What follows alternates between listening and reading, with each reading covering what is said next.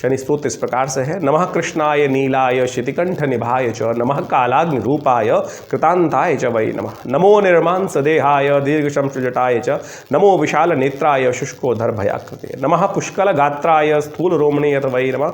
नमो दीर्घाय शुष्काय कालम दृष्ट नमोस्तुते, नमस्ते कोटराक्षाय दुर्निरीक्षाय वै नमः। नमो घोराय रौद्राय भीषणाय कपालिने, नमस्ते सर्वभक्षाय बली मुख नमोस्तुते। सूर्यपुत्र नमस्ते अस्तु भास्करे भयदाय च, अधो दृष्टे नमस्ते अस्तु संवरतक नमोस्तुते। नमो मंदगते तुभ्यं नृशंसाय नमोस्तुते, तपसा दग्ध देहाय नित्यं योगरताय च, नमो नित्यं क्षुधार्ताय अतृप्ताय च वै नमः। ज्ञान चक्षु नमस्तेस्तु कश्यपात्मजसूनवे, तुष्टो ददासि वैराज्यं रुष्टो हरसि तत्क्षणात्। देवासुर मनुष्याश्च सिद्ध विद्याधरोरका, त्वया विलोकिता सर्वे नाशं यान्ति समूलता। प्रसादः कुरु मे देव वराहो हम उपागता, एवं अस्तदा सौरि ग्रह राजो महाबला। ये शनि स्तोत्र है। नमस्कार, स्वागत है आपका आचार्यवाणी में। मैं आचार्य विक्रमादित्य आपके साथ हूँ और आज का विषय हमारा जो है कि 2024 में शनि महाराज आपके साथ क्या करने वाले हैं। देखिए, बहुत सारे ग्रह परिवर्तन की तरफ जाते हैं, लेकिन 2024 में शनि जहाँ हैं वहीं रहेंगे। और यदि हम आपकी राशि के अनुसार से बात करें तो आपकी राशि के भाग्य में बैठ गए हैं शनि जाकर। और भाग्य में जब शनि आ जाते हैं तो कहा जाता है कि आमतौर पर बड़े भाग्य के स्वामी हैं वहाँ के, तो बड़े सुंदर योग बनाने वाले हैं वहाँ के लिए, तो भाग्य को जागने की अद्भुत योग बन सकते हैं। लेकिन अब साथ साथ लेकिन इसलिए जोड़ रहे हैं क्योंकि शनि महाराज तो बहुत सुंदर जगह बैठे हैं। आपके स्वामी भी भाग्य के स्वामी भाग्येश हैं, भाग्येश स्वामी, और जहाँ बैठे हो वहाँ तो सुंदर योग बनाएंगे। अशुभ ग्रह भी यदि अपने घर में बैठे तो वहाँ अपने घर का अनिष्ट कभी नहीं करता है।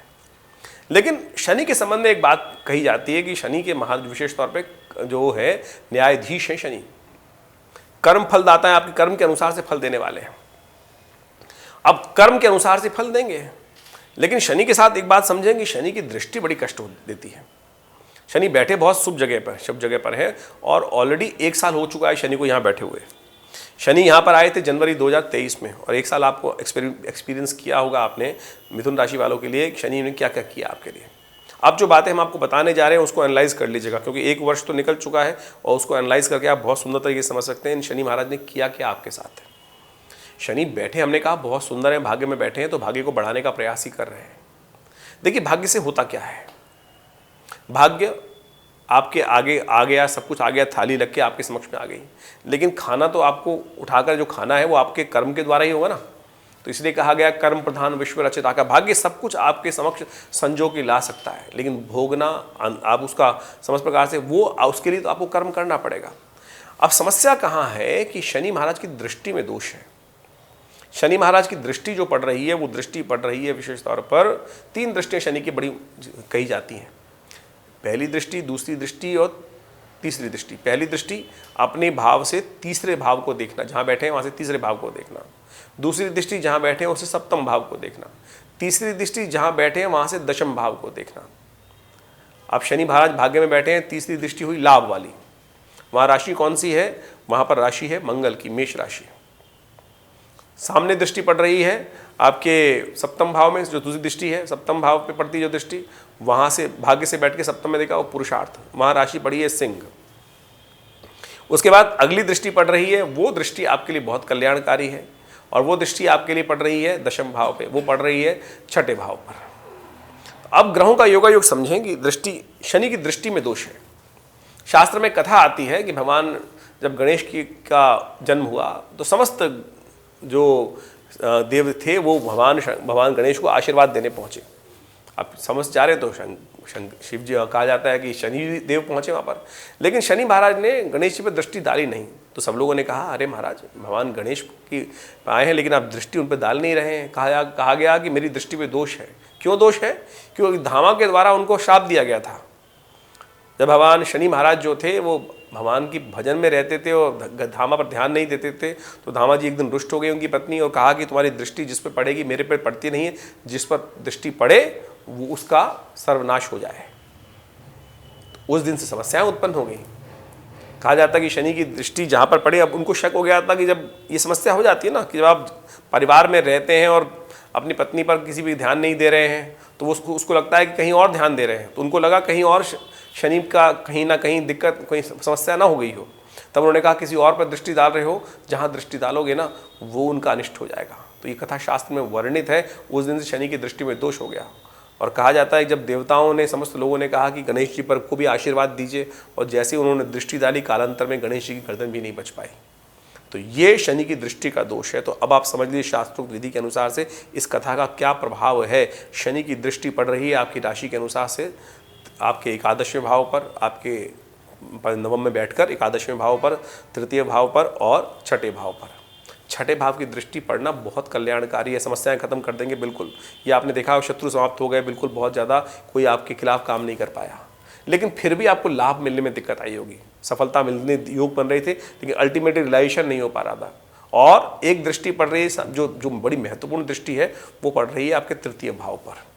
ये तृतीय भाव बड़ा ही इंपॉर्टेंट है आपके लिए, पराक्रम का भाव। आलसी हो गए आप, एनालाइज करने का प्रयास कीजिए। मैंने आपसे शब्द बोला है कि बहुत सारे लोग कह देंगे नहीं हम आलसी नहीं है, कोई सुनना ही नहीं चाहता है। लेकिन यहाँ पे शनि को करने का भाव ऐसा आ गया है कि पुरुषार्थ वाले भाव पर शनि की दृष्टि पड़ गई है, पार्टनर वाले भाव पर शनि की दृष्टि पड़ गई है, मित्र वाले भाव पर शनि की दृष्टि पड़ गई है, साथ साथ भाई वाले भाव पर। ये सब फैक्टरों को भगा रहा है, पार्टनर को भगा रहा है, मित्रों को दूर कर रहा है, और साथ साथ अननेसेसरी की कॉन्फ्लिक्ट दे रहा है, आलस, क्योंकि खुद आप पूरा कार्य नहीं कर रहे हैं। जितना काम होना चाहिए उतना हो नहीं पा रहा है। और वही कारण है अब आपका 2024 आपका भाग्य जागने के योग बना रहा है, लेकिन आप पुरुषार्थ नहीं कर रहे हैं भाई। सोच रहे हैं, विचार कर रहे हैं, अच्छा कर लेंगे, हो जाएगा। आपकी राशि वैसे सोचने वाली है, करते हैं, करेंगे, देखेंगे, करेंगे, हो जाएगा।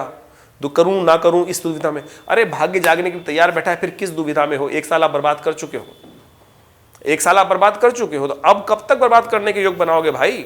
तो इस समय का उपयोग करें। 2023 में आपने जो हुआ, अब शनि को ठीक करने का समय आ गया है। हम आपके समक्ष कुछ दिव्य उपाय रखने वाले हैं। दिव्य उपाय शास्त्र की विधि के अनुसार से। हम ऐसे कोई उपाय नहीं बताने का प्रयास करते जो शास्त्र में नहीं वर्णित हो। आमतौर पे लोग अननेसेसरी के ऐसे उपाय आज व्यवस्था बना दी, हर चौराहे पे शनि का मंदिर बनता चला जा रहा है। लोग कमाई का धंधे के लिए शनि का मंदिर खोलते चले जा रहे हैं, तेल पर तेल शनि को चढ़वाए जा रहे हैं।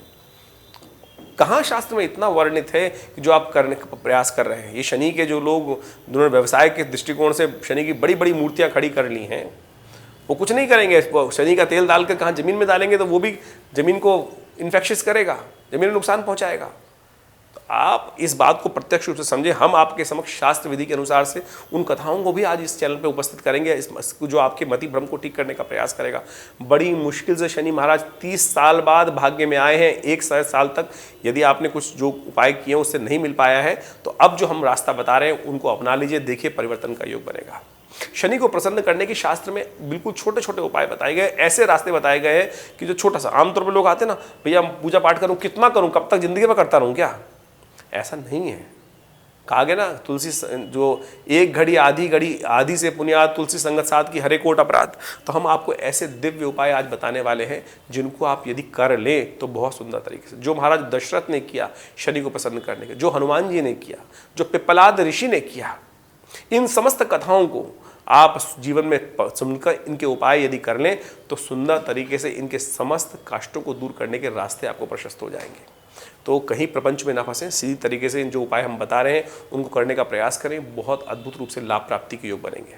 शास्त्र में एक कथा और आती है, शनि के विचित्र प्रभाव को खत्म करने के लिए, अशुभ प्रभाव को समाप्त करने के लिए पिप्पलाद ऋषि की कथा।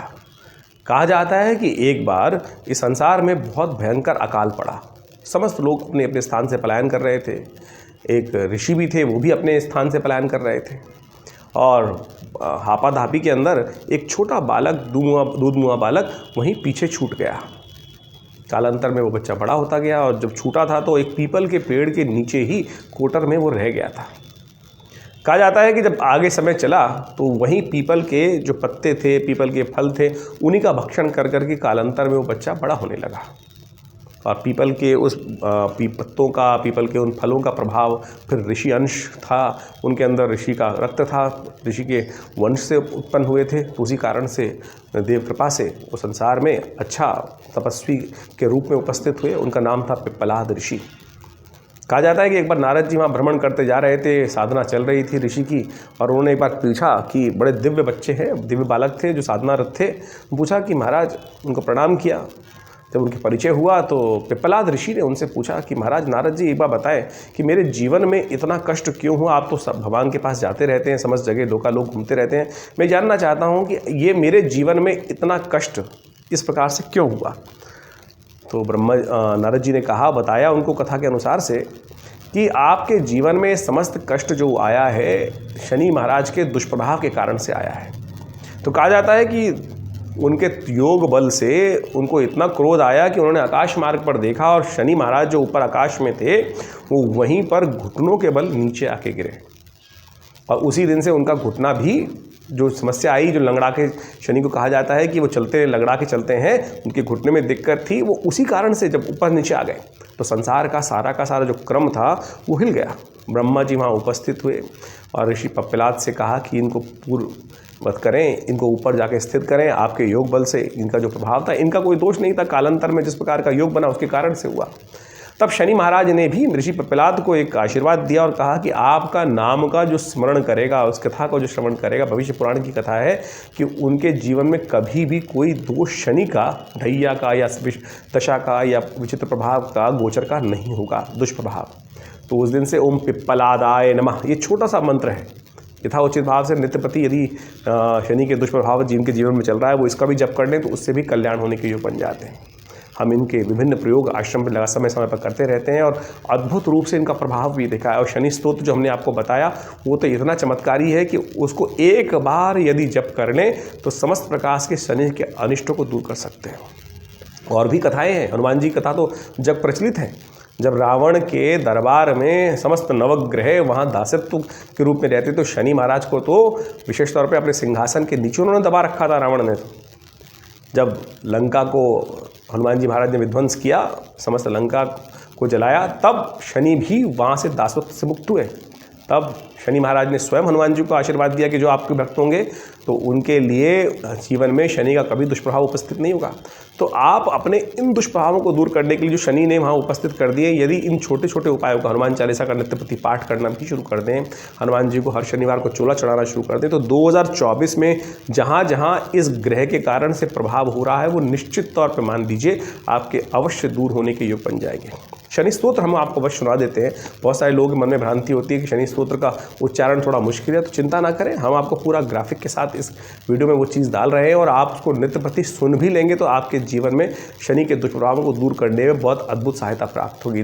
शनि स्तोत्र इस प्रकार से है, नमः कृष्णाय नीलाय शितिकंठ निभाय च, नमः कालाग्नि रूपाय कृतांताय च वै नमः, नमो निर्मांस देहाय दीर्घशंस जटाय च, नमो विशाल नेत्राय शुष्कोधर भयाकृते, नमः पुष्कल गात्राय स्थूल रोमणे यत वै नमः, नमो दीर्घाय शुष्काय कालम दृष्ट नमोस्तुते, नमस्ते कोटराक्षाय दुर्निरीक्षाय वै नमः, नमो घोराय रौद्राय भीषणाय कपालिनी, नमस्ते सर्वभक्षाय बली मुख नमोस्तुते, सूर्यपुत्र नमस्ते अस्तु भास्करे भयदाय च, अधो दृष्टे नमस्ते अस्तु संवरतक नमोस्तुते, नमो मंदगते तुभ्यम नृशंसाय नमोस्तुते, तपसा दग्ध देहाय नित्यम योगरताय च, नमो नित्यम क्षुधार्ताय अतृप्ताय च वै नमः, ज्ञान चक्षु नमस्तेस्तु कश्यपात्म जसूनवे, तुष्टो ददासि वैराज्यम रुष्टो हर्षि तत्क्षणात्, देवासुर मनुष्याश्च सिद्ध विद्याधरोरका, त्वया विलोकिता सर्वे नाशम यान्ति समूलता, प्रसादः कुरु मे देव वराहो हम उपागता, एवं अस्तदा सौरि ग्रह राजो महाबला। ये शनि स्तोत्र है।